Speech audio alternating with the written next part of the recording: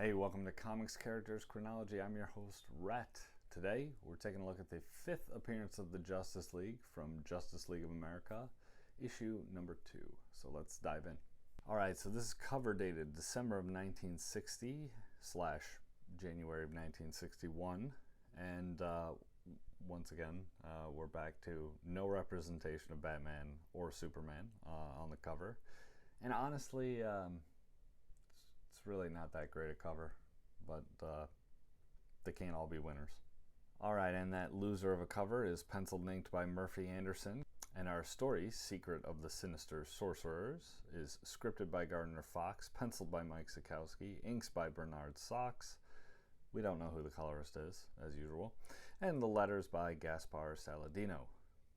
And you can find this reprinted in the Justice League Archives, volume number 1, Justice League Silver Age Omnibus, volume 1, Justice League The Silver Age, the trade paperbacks, volume 1, and of course you can also read it on DC Universe Infinite. Alright, time for a quick summary of the story. Simon Magus, the Troll King, and Saturna, I'm not sure how you pronounce it, but close enough. They're three sorcerers from a planet who happen to open a doorway to Earth. They break through, steal some cars and guns and these kind of things, and then basically swap their planet's place with Earth's in a different dimension, moving Earth back into this planet's dimension. The process of all this, it's all, very well understood. It causes their planet to be a planet run by science, which they now hold the strongest scientific weapons around. Meanwhile, Earth is now a planet upon which magic and sorcery is the primary mechanism of operation. The Justice League has discovered what's happened and uses a spell to bring Merlin from that world where he was left with no defense against these three villains' new weaponry. They bring him to Earth to figure out what's going on and solve the problem.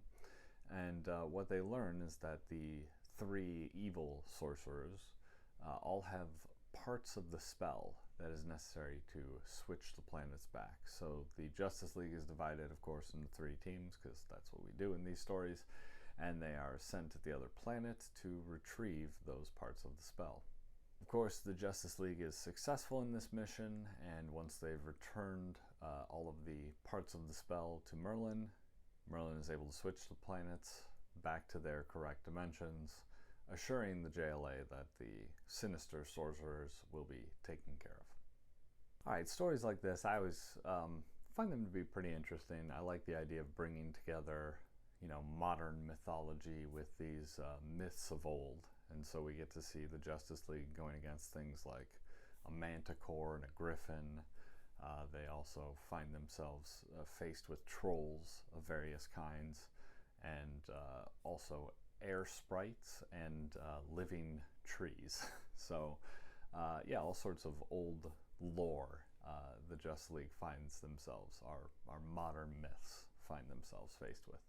Alright, our issue opens right as these planets have been switched, and that means that every man-made invention, kind of rooted upon science, in the Justice League world, it stops. And I feel like the potential chaos of that was very underplayed.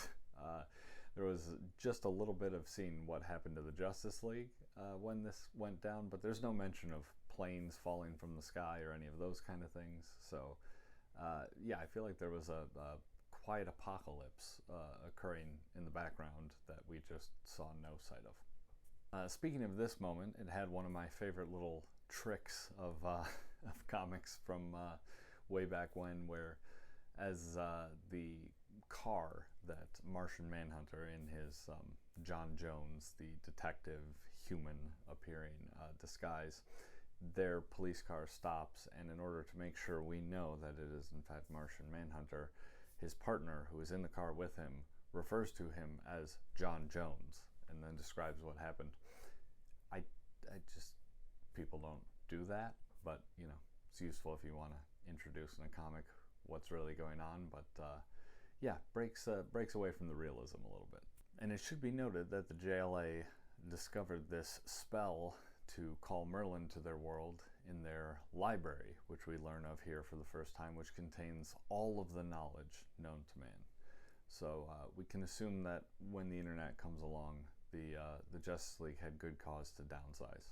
And also, in this issue, for the first time, I feel like we get to see Batman and Superman taking part in a little bit more of a legitimate way. So that was nice to see here, finally. Now, when the Justice League is back on Merlin's Earth, poor Merlin is stuck with Snapper, and Snapper's singing. Now, Snapper manages to get himself into a little bit of trouble as well, turning himself into this blue giant of a creature. And actually, that's where the cover comes from, is this giant Snapper is attempting to walk through the door that the Sinister Sorceress had created back into the magic world, while the Justice League was trying to go through the other way.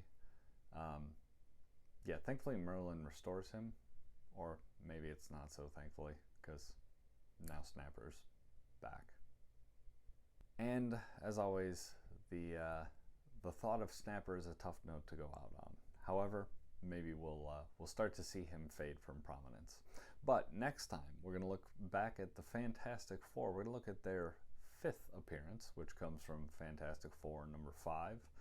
And we'll do that next time, so make sure you like, subscribe, comment, whatever the equivalent of all those things are on whatever streaming service you're watching this on.